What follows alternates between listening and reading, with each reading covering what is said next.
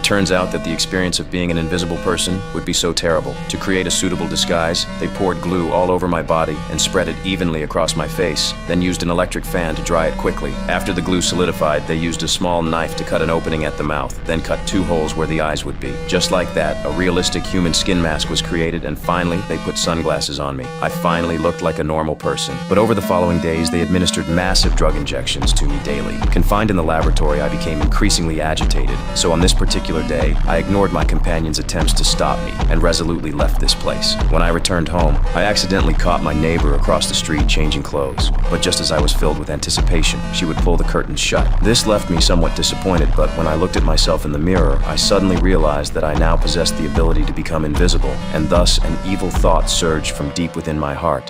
Who's gonna know?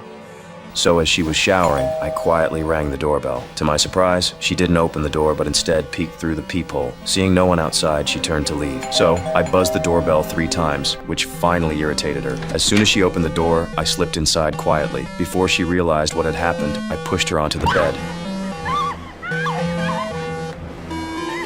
Meanwhile, when my colleague Anna learned that I had left the laboratory without permission, she immediately rushed to my home to check. However, she only found the mask I had discarded. Sensing something was wrong, she immediately notified the other colleagues. What she hardly knew was that I was nearby, observing her every move. When everyone gathered in the laboratory to discuss how to find me, I suddenly appeared at the doorway, claiming I had only gone home to retrieve a book. Everyone was furious about my unauthorized departure, and Anna even warned me that if I left without reason again, she would report me to our superior and have me fired immediately. Faced with Anna's threat, I had no choice but to obediently return to the laboratory, but the idea of escape never disappeared. Lying in bed that night, I pondered ways to escape. That's when I noticed the thermal imaging camera nearby, and a perfect plan instantly formed in my mind. I found a videotape and replaced the surveillance system, making the monitors loop the recorded footage, then slipped out of the laboratory undetected. The first thing I did after escaping was to go to my superior's home, preparing to eliminate this potential threat. I opened the door to his backyard, and he came out puzzled to investigate, but found nothing. The moment he lit his cigarette,